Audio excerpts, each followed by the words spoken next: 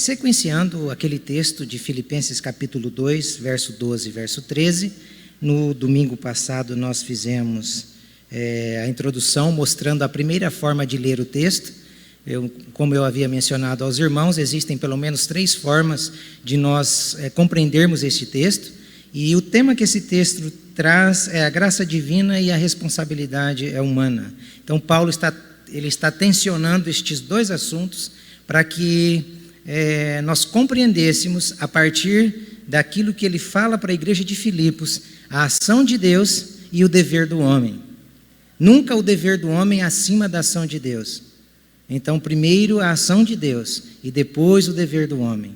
Aí a gente compreende esse texto de 3 formas. Nós vimos domingo passado a partir de uma interpretação dos termos gerais do que o texto apresenta. Então o texto ele traz pelo menos alguns enfoques, que é o operai, a salvação de Deus, e Deus é quem faz o querer e efetua em nós a sua vontade. Então estes 2 termos, se nós interpretarmos ele a partir só daquilo que o texto em si está falando, nós iríamos ter uma interpretação distorcida da verdade das Escrituras. Por isso eu usei os termos gerais apontando a partir daquela conjunção conclusiva que o texto traz. Portanto, Paulo mostrando que ele está concluindo aqui os pensamentos para cima, que às vezes vai contrariar aquilo que, se nós lêssemos esses 2 versos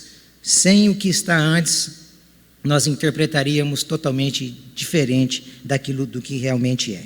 Então eu quero ler novamente o texto para trazer a memória aos irmãos. A Natália vai me auxiliar na leitura do texto. Filipenses 2, verso 12 a 13. Assim, meus amados, como vocês sempre obedeceram, não só na minha presença, porém muito mais agora na minha ausência, desenvolvam a sua salvação com temor e tremor, porque Deus é quem efetua em vocês tanto querer como realizar, segundo a sua boa vontade. Mesmo assentados, vamos fechar os olhos para orarmos. Deus, nós te agradecemos nesse momento. Te agradecemos porque o Senhor nos deu a oportunidade de estarmos aqui nessa noite, para ouvirmos a Tua voz. E eu quero rogar ao Espírito do Senhor, use a minha vida, Pai, e que eu possa ser um canal de bênção na vida destes irmãos, que aqui estão e aqueles que estão nos assistindo. Abençoe cada família, cada pessoa, com a revelação da Tua palavra. E dê-me sabedoria para transmitir aquilo que está aqui neste texto. É o que eu te peço em nome do Seu Filho Jesus. Amém. Então agora nós vamos focalizar e abordar o texto em seu aspecto doutrinário e teológico. Então o texto, a nível de termos gerais, ficou explicado. Se você tiver alguma dúvida, é só ir lá e acessar e assistir. Agora, a partir desse momento, nós vamos então focar os termos que Paulo usa para defender a doutrina e a teologia. Primeiro, é bom a gente se conscientizar de que Paulo não está de modo algum trazendo uma exortação aos membros da igreja de Filipos para que eles produzissem a sua própria salvação. Porque, como eu disse aos irmãos, de primeira mão, quando você olha ali e vê o texto dizendo que é para eles operarem a salvação, parece que Paulo estava dizendo a eles: olha, vocês têm a responsabilidade de produzirem a salvação de vocês. Mas não é isso que o texto está dizendo. Porque há muitos que defendem essa ideia aqui. E tem até aquele ditado que se você pagar o preço, se você fizer por onde, se você fizer aquilo que estiver ao seu alcance, Deus pode lhe dar a salvação. Tem muitos que defendem, que creem assim, mas realmente a interpretação desse texto, se nós fizéssemos assim, nós estaríamos negando e pervertendo o ensino total das Escrituras, porque não é isso que Paulo está ensinando aqui, não é isso que Paulo está defendendo aqui.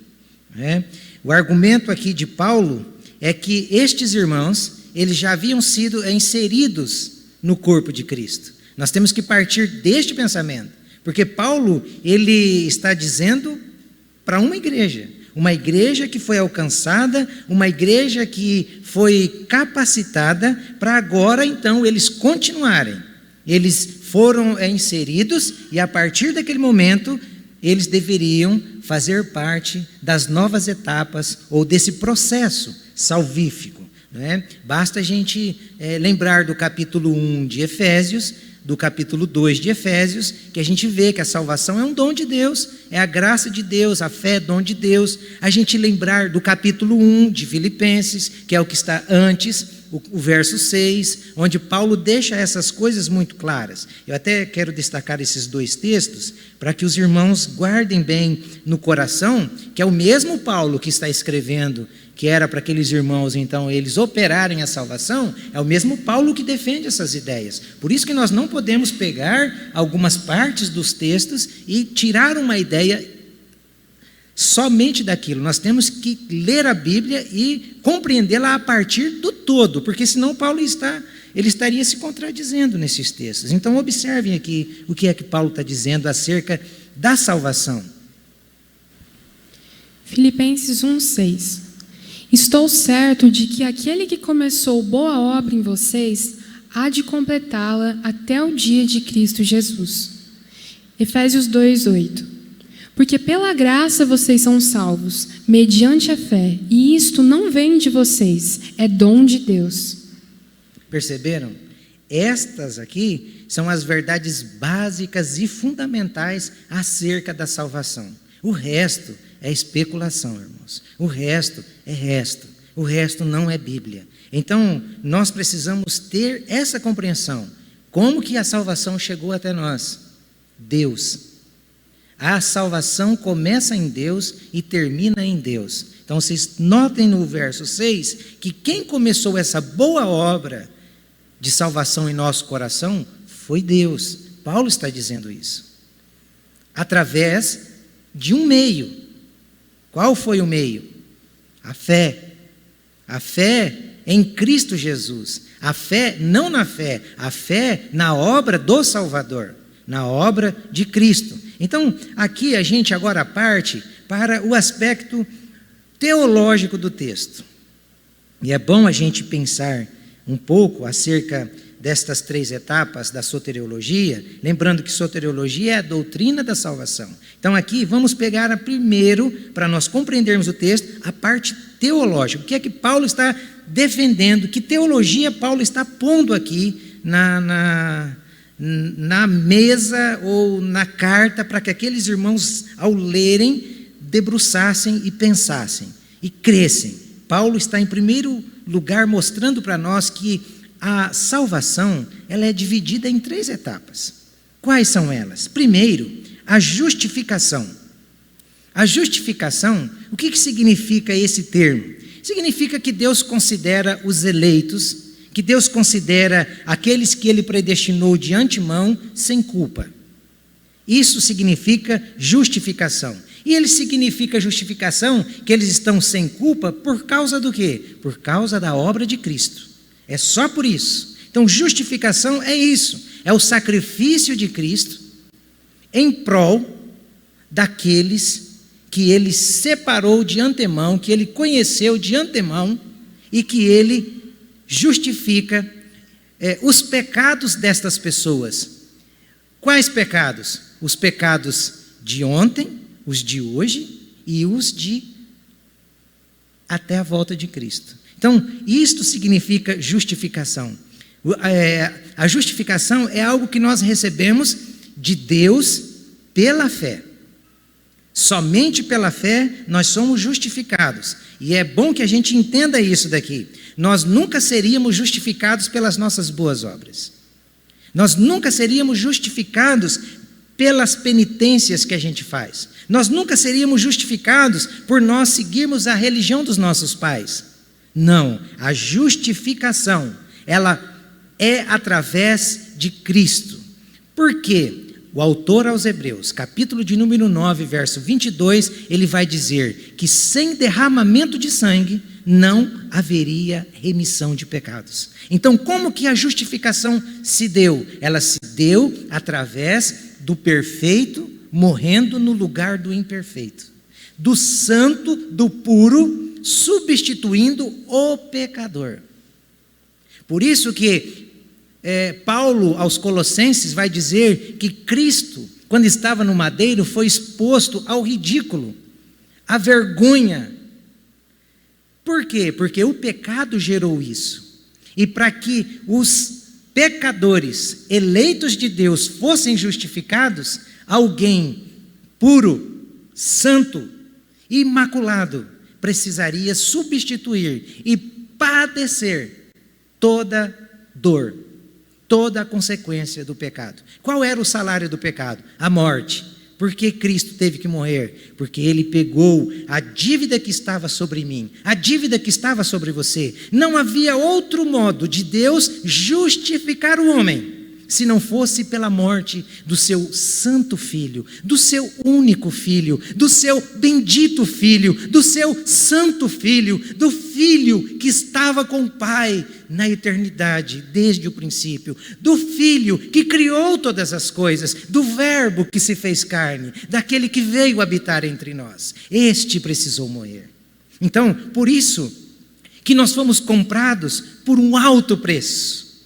Não foi por prata, não foi por ouro, porque nem a riqueza deste mundo seria capaz de pagar o nosso pecado. Foi preciso o sangue do Filho, o sangue do Deus Filho para nos justificar. Então, este é o primeiro modo da interpretação que a gente tem aqui no texto. A segunda etapa é a santificação. Então, a soteriologia, ou a doutrina da salvação, ela é dividida em 3 fases. Primeiro, a justificação. Depois, a santificação. E o que é essa santificação? A santificação é um processo que acontece dentro de nós. Ninguém começa a ser santo de fora para dentro. Por isso que não adianta a gente pensar que uma pessoa, quando vai para a igreja, ela tem que deixar as roupas curtas que ela se vestia. Não. Não é assim que funciona. Ela não tem que deixar os seus vícios.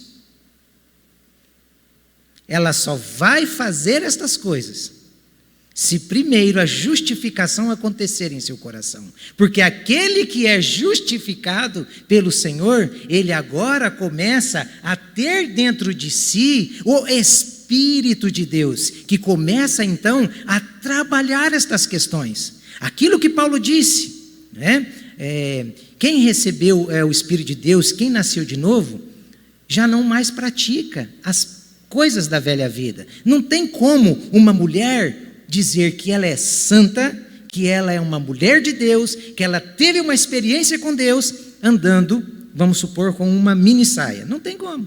Com uma blusa decotada, do busto saindo. Não tem como.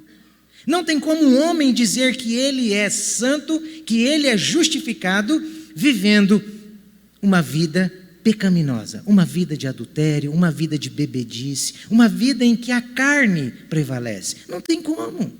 É incompatível isso. Então Paulo está querendo mostrar a nós que a santificação faz parte. Nós vamos deixando as coisas velhas para trás. É luta todo dia. Todo dia a gente tem que lutar. E esse processo, ele vai acontecer até a volta de Jesus. Então, ele foi começado em nós pelo Espírito Santo e ele vai continuar até a nossa morte. Então, entenda o que Paulo está fazendo. Ele está diferenciando. A justificação é um ato. Ela acontece e é para sempre. A santificação é um processo. Nós vamos crescendo dia após dia. Percebem? Quando muitos vêm para a igreja e continuam vivendo a mesma vida, é porque ainda não tiveram uma experiência com Cristo. Porque quando Cristo entra Quando Cristo está, a gente vai crescendo, a gente vai deixando aquelas coisas, porque o Espírito de Deus vai operar em nós. Porque se o Espírito não fizer, irmãos, vira legalismo. Sabe aqueles lugares onde é medido o cabelo, é medido a saia, é medida a roupa? Isso é legalismo. Isso é religião. Cristo, quando Ele entra, o Espírito nos fortalece, o Espírito nos sensibiliza. Quando a gente mira para o pecado, acende uma luz na nossa consciência dizendo: isto não pertence ao seu Pai, porque agora nós não somos mais filhos das trevas, agora nós somos filhos da luz. Então santificação é isso, é Cristo sendo formado em nós, é Cristo sendo formado no nosso caráter.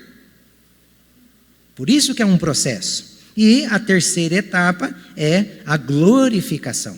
Então, a soteriologia, Paulo está querendo que aqueles irmãos tivessem essas definições na cabeça, para que não fizessem uma distorção do texto.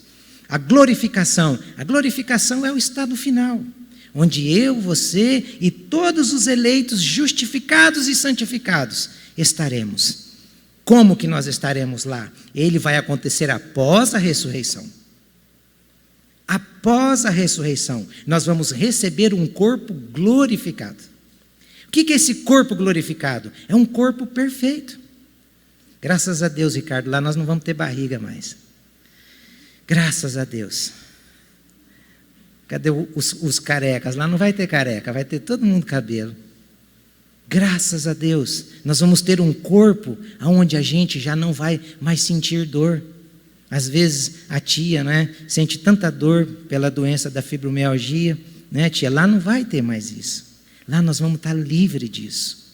Isso é a glorificação. Lá não vai ter mais esse momento em que nós vamos ter que lutar contra a carne todos os dias. Não vai ter mais, irmãos.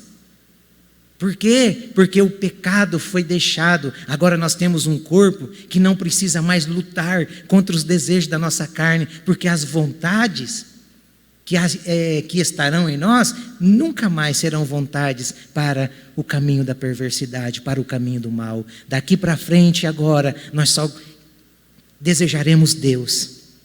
Nós só procuraremos Deus. Por quê? Porque nós seremos como Jesus é. Este é o estado final. Então, em outras palavras, o que é que Paulo está falando para aqueles irmãos? Olha, nós estamos salvos. Nós estamos sendo salvos e nós seremos salvos. É este o processo, as etapas são essas. Estamos salvos, justificados, seremos salvos, santificados. Estamos sendo salvos, santificados, seremos salvos, glorificação. É isso que Paulo está dizendo para aqueles irmãos. Então, esta é a teologia do texto. Por isso que nós precisamos debruçar em cima desse texto. E a parte que a gente precisa focar agora é a doutrina. Se nós vimos a teologia, qual é a doutrina que Paulo está querendo aplicar aqui, fazer com que aqueles irmãos compreendessem? Que doutrina é? Paulo está querendo que aqueles irmãos focalizassem em uma doutrina. Qual é a doutrina? A doutrina da santificação. Ele não está querendo que os irmãos se focassem na justificação e nem na glorificação. Era na santificação. Era no processo.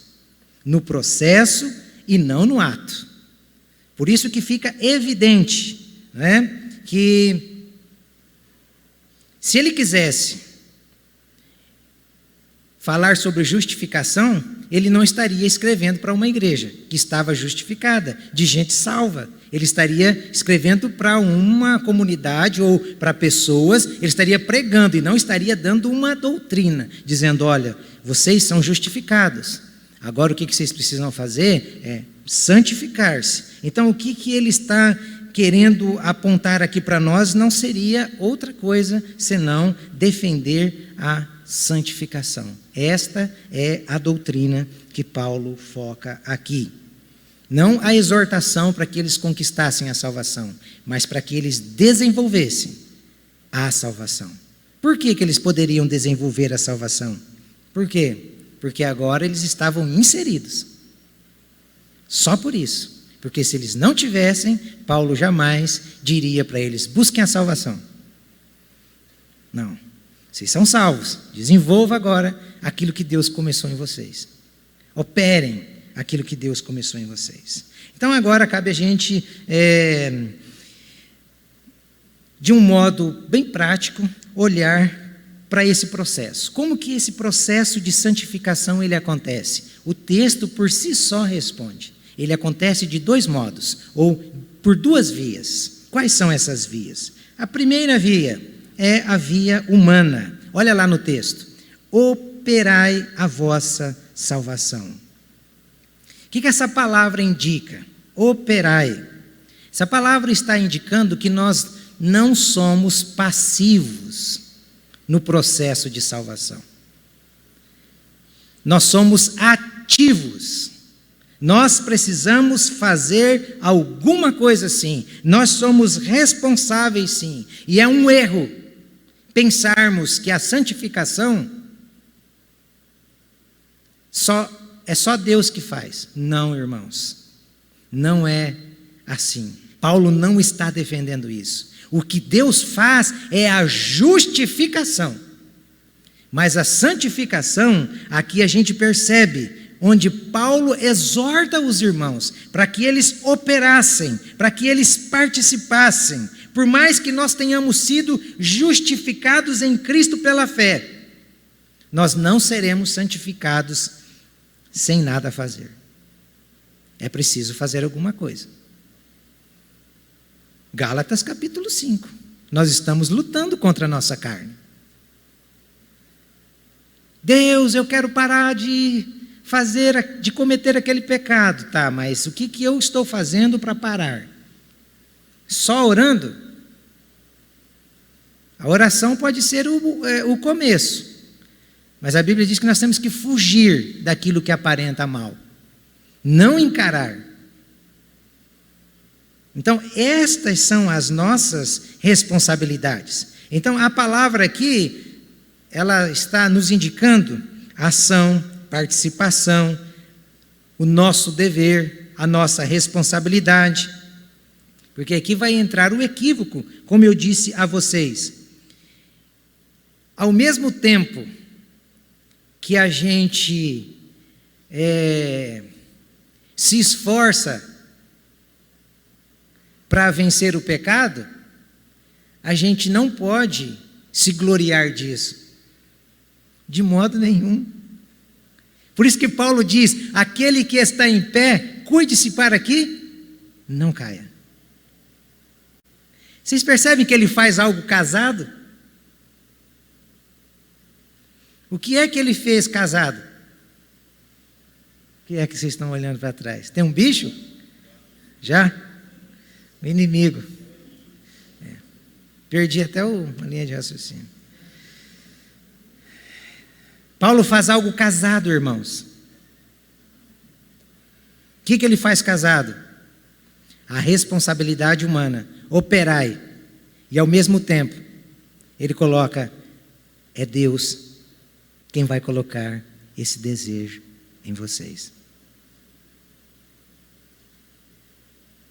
Irmãos, que coisa fantástica. Então, a salvação aqui, ela tem estas duas vias, a via divina, a via humana e a via divina, que Paulo casa de modo inseparável. Por isso que um homem por si só jamais conseguirá ser santo.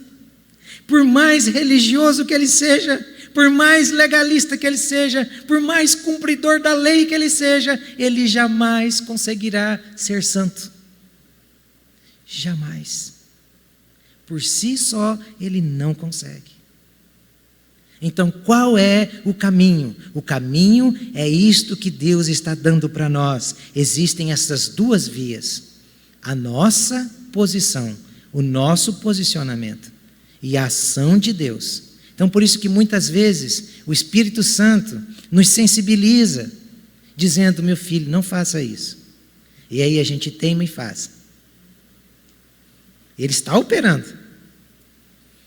E quando a gente desobedece, acontecem algumas tragédias, algumas decepções. Ele pune, claro, ele ama. Precisa fazer isso. Então, aqui a gente percebe, irmãos, que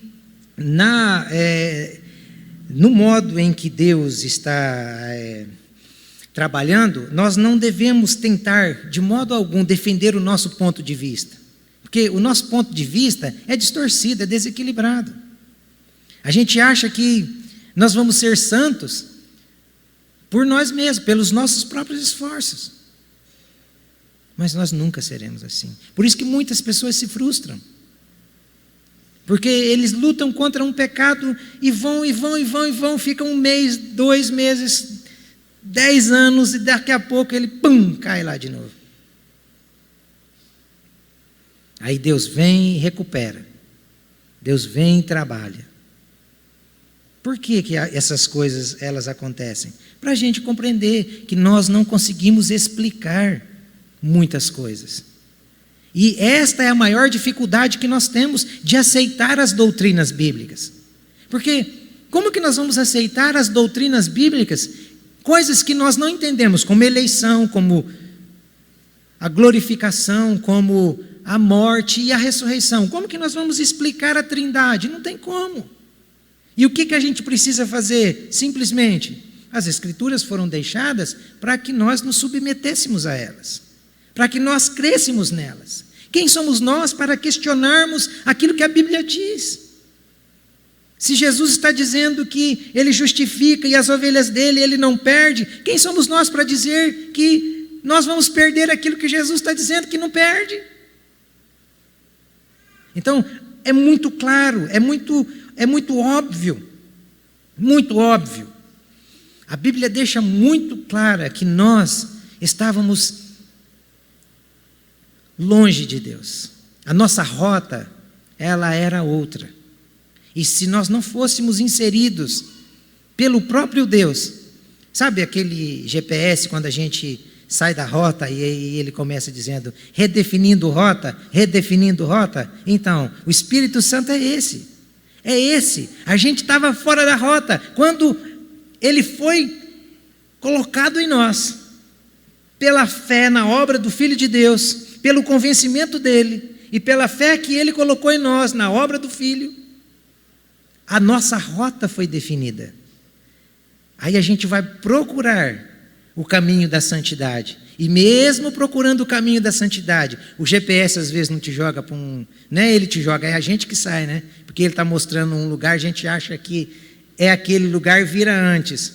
Aí sai fora da rota, de novo, redefinindo rota, redefinindo. Então a vida nossa vai ser assim, irmãos.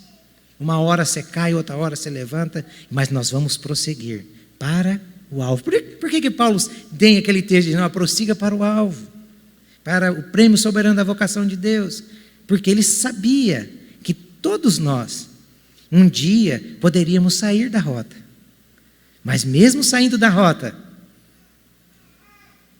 nós já havíamos sido justificados. O GPS redefiniria a rota. Oh, irmãos, que segurança, irmãos. Que obra, irmãos. Que maravilha que a gente tem nesse Cristo glorificado. De saber que nós estamos seguros, não na mão de um homem, mas na mão de um Deus que nos amou tanto. E demonstrou o seu amor, nos amando primeiro. Nos amando quando nós não merecíamos. Nos amando quando perdido estávamos. Este é o Deus que nós temos. Então o que nós precisamos fazer aqui? É examinar honestamente a nossa consciência, a nossa vida. E respondermos para nós mesmos. Respondermos o quê? Por que é que você é cristão?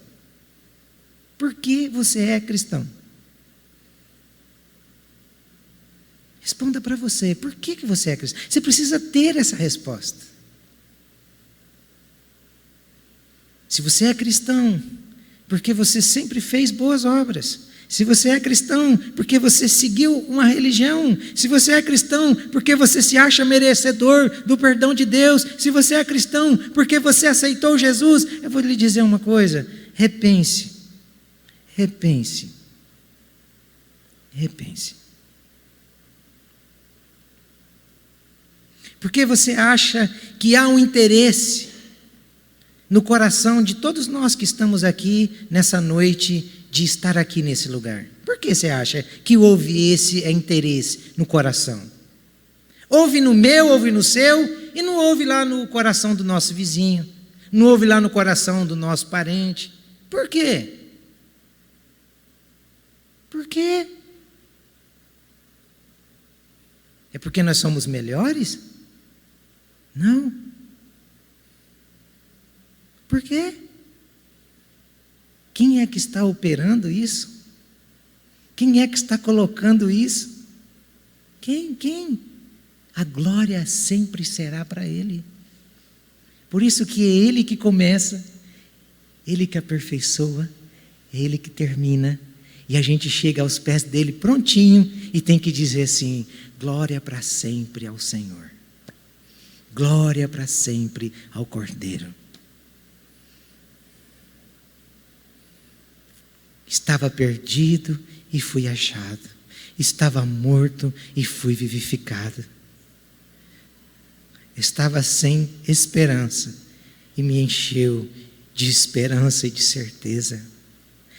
Ah, irmãos, nós devemos amar estas verdades. Nós devemos debruçar nessas verdades e buscar infinitamente mais conhecer as verdades de Deus. Porque quanto mais nós conhecermos, mais santo nós desejaremos ser. Porque Ele é santo. Irmãos, nós só estamos aqui porque algo sobrenatural aconteceu em nós. Só por isso. Eu nunca quis Jesus. Eu nunca quis. Tenho certeza que você que estava perdido também nunca quis Jesus. O nosso caminho era outro, irmãos. Nós queríamos o pecado. Nós gostávamos do pecado. Nós gostávamos dos prazeres da carne. Nós gostávamos do que o nosso antigo Senhor gostava. Nós abominávamos as coisas sagradas. Nós detestávamos aquilo que é santo. O que nós amávamos era a devassidão. O que nós amávamos era o erro. O que nós amávamos era a prostituição. O que nós amávamos era a bebida. O que nós amávamos era as drogas. O que nós amávamos era tudo. Tudo o que este mundo ama.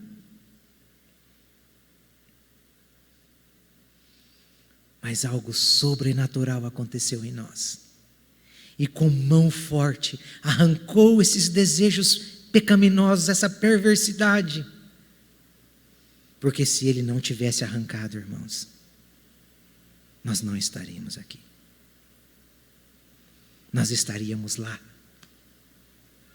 Agora você entende o porquê ele disse, o Paulo dizendo, que Jesus nos tirou do reino das trevas e nos transportou para o reino da luz. A ideia, sabe aqueles pés de coqueiro grande que a gente vê nos caminhões vendendo? A ideia é aquela, de uma planta que estava plantada em um terreno e foi arrancada, com raiz e tudo, para ser plantada num outro terreno. Por isso que a gente chega estragado para aqui.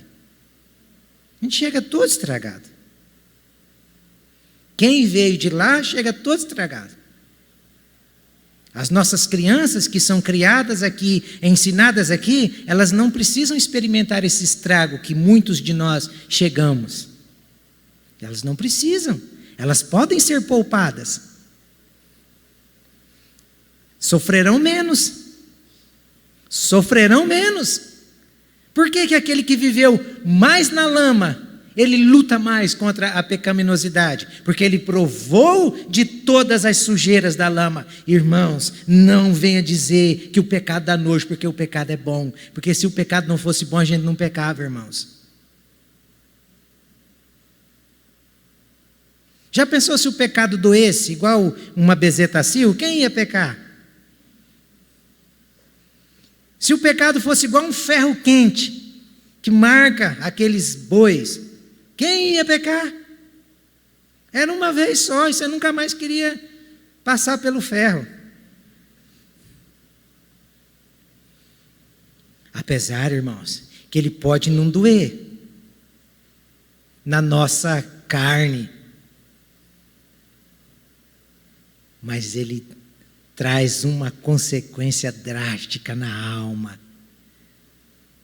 Ele é capaz de levar o homem para o mais abismo do inferno. Ele é capaz de levar o homem para ser queimado, para sofrer eternamente. Ele é capaz de levar o homem a chorar, a gemer eternamente, se esse homem não for converso, se esse homem não for tocado pelo Espírito de Deus. Mas muitos de nós, quando pecamos, sofremos também consequências na nossa carne. Ah, como sofremos! E Deus permite, porque Ele ama a gente. Então, a iniciativa da nossa salvação, nós nunca podemos perder de vista. Onde que ela começou? Em Deus. Qual é o fim dela? Deus. Por isso que Paulo deixa isso muito claro, que todo bom desejo, toda vontade boa e aspiração cristã, desejo cristão, desejo de santidade, ela vem do Pai das luzes, como diz Tiago, o Pai dos Espíritos, Pai das luzes. Tudo que é bom, tudo que é perfeito. Sabe aqueles momentos que às vezes você sente o desejo de dobrar o joelho e orar? Já aconteceu com você? Isso acontece com você? Às vezes você está um tempo sem oração, aquela oração de quebrantamento, e de repente amanhece o dia, ou na madrugada, você desperta e vem aquele desejo no seu coração. Você acha que esse desejo é seu, é meu? Não, irmãos. É o Espírito Santo. É Ele levando a gente para perto daquele de quem nós nunca deveríamos ter saído, do Pai. É Ele querendo estreitar o nosso relacionamento com o Pai. Por isso que a gente nunca deve achar que a gente está orando demais, que a gente está lendo a Bíblia demais. Nunca será demais. Sempre será pouco. Pouco, pouco, pouco. Por mais que a gente se aproxime, é pouco, em vista do que Ele fez por nós. Ele que nos energiza, Ele que nos estimula, é Ele que coloca esse desejo, para que isso que Paulo falou seja verdadeiro. É Deus que opera em nós, tanto o querer como o realizar. Então todas as vezes que eu sair daquele momento de quebrantamento de oração, eu tenho que sair sabendo, Deus, como foi bom esse momento que o Senhor me levou a ter contigo. Eu quero mais disso, Senhor, me ajuda mais. Porque, irmãos, se nós acharmos que vamos buscar Deus por nós não vamos, irmãos. Então o que a gente faz? A gente ora pedindo, Deus, me leva para esse momento. Deus, cria circunstâncias para eu estar aí aos teus pés. Deus, eu quero, Senhor. Eu por mim não consigo, mas o Senhor pode operar essa vontade em mim. Você tem feito isso? Nós precisamos fazer isso. Eu não preciso de uma igreja que me coloque na oração. Eu não preciso de uma igreja que me coloque na Bíblia. A igreja tem que ser gente que está na oração. A igreja tem que ser pessoas que conhecem a Bíblia. Isso é a igreja de Deus. É isso que Paulo está colocando nos irmãos. Ele não está diminuindo a responsabilidade dos irmãos. Ele está exaltando o Cordeiro de Deus. Ele está, como sempre, colocando cada um de nós no nosso devido lugar. Qual é o nosso lugar? Pecadores. Quem tem que estar na tribuna? Ele, o Cordeiro. Tudo que fizermos de bom é por causa dele. Tudo que fizermos de ruim é por causa de nós. Nós estamos longe do Cordeiro, coisa ruim. Estamos perto do Cordeiro, coisa boa. É isso que Paulo está fazendo. Operem a salvação. Então, agora, para encerrar, me responda. Você está ciente de que Deus está agindo em você? Você tem essa certeza? Porque se você não tiver essa certeza de que Deus está agindo em você, esta é uma prova de que ainda você não se tornou, de que ainda você não é um cristão. Eu peco, mas nem peso na consciência dá. Você não nasceu de novo. Que quando a gente peca, irmãos, a culpa é terrível. A gente sente o peso da culpa, enquanto não vai aos pés do Pai para confessar. Deus está agindo em você, mesmo nas pisadas de bola, você sente Ele te disciplinando.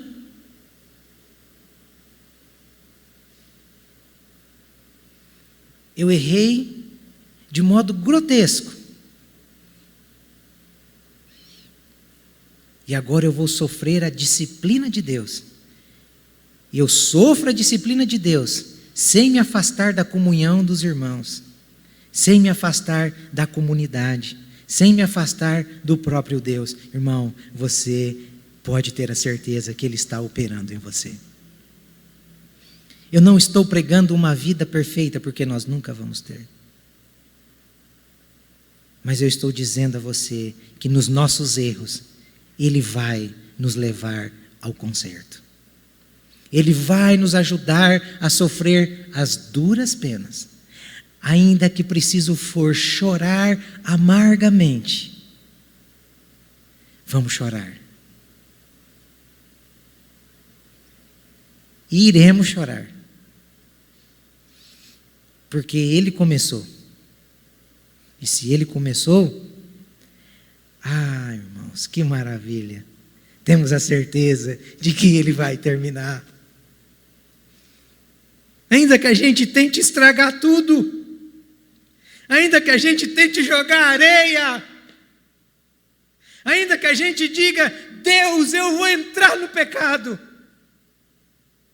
Irmãos, esses dias atrás, eu e minha esposa pudemos aconselhar uma pessoa que não é daqui, mas que nos ligou a semana nos prantos, no desespero. A mãe, uma serva de Deus, num outro estado, orando, intercedendo, chorando.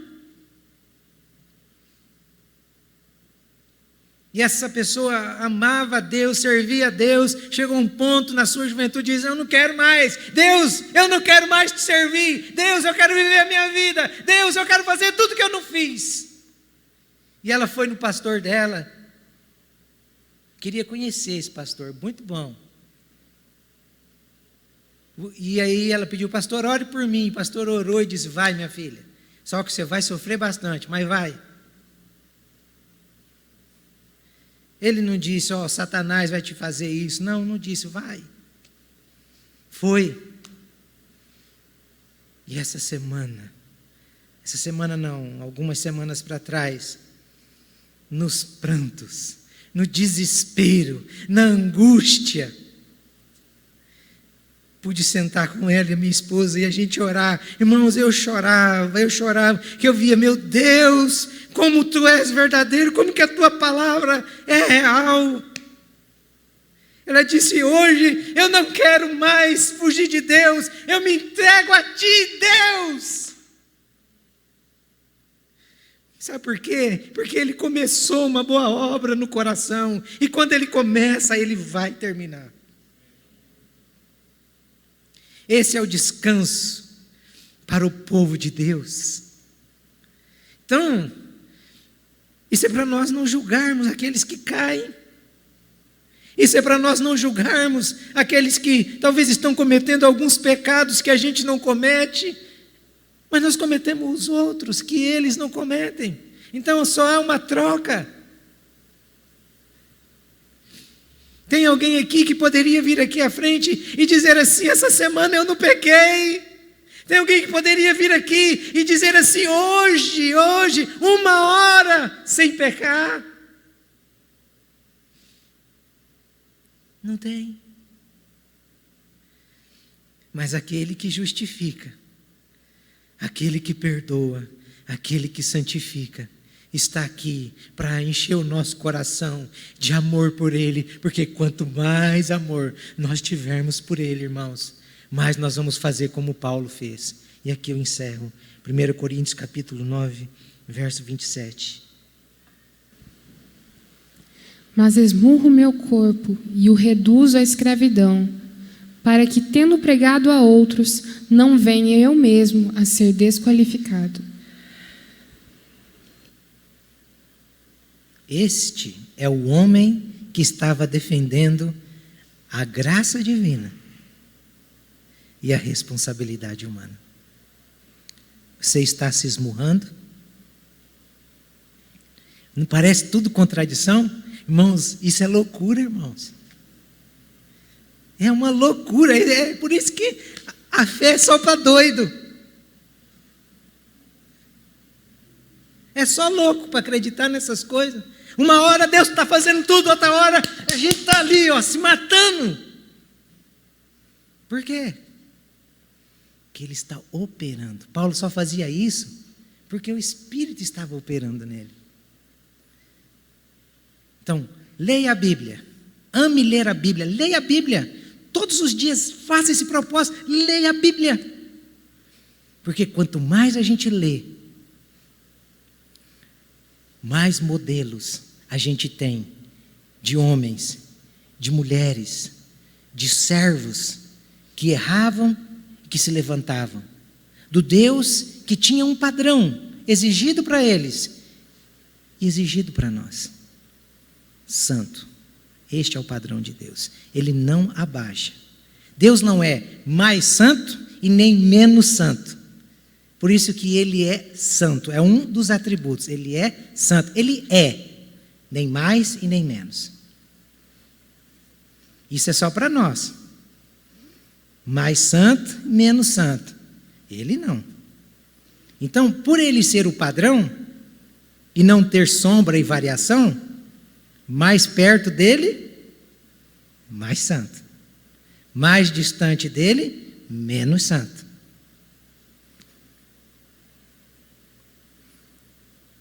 Mas eu quero me sujar. Vou orar na sua cabeça também, vai.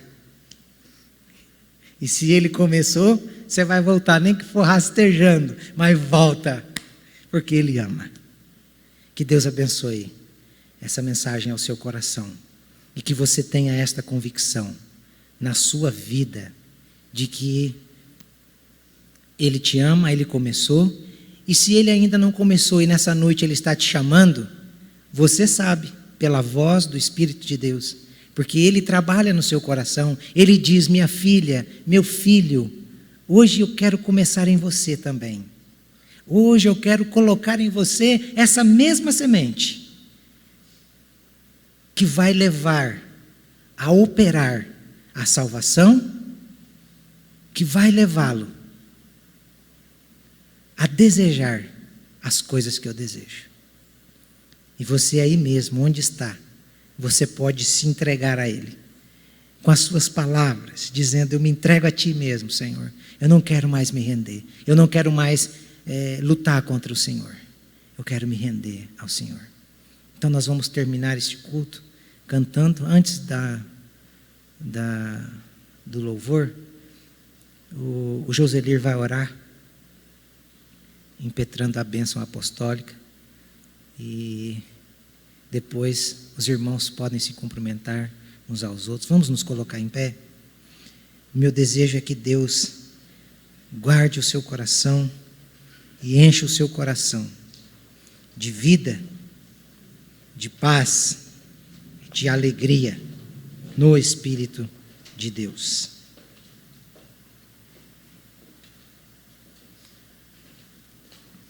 Antes de orar, gostaria de pedir aos irmãos que estivessem orando a meu favor. Eu estarei viajando amanhã para o Rio de Janeiro para resolver problemas que ficaram pendentes, que Deus possa me ajudar nessa luta de mais de 3 anos e que eu volte trazendo a minha vitória.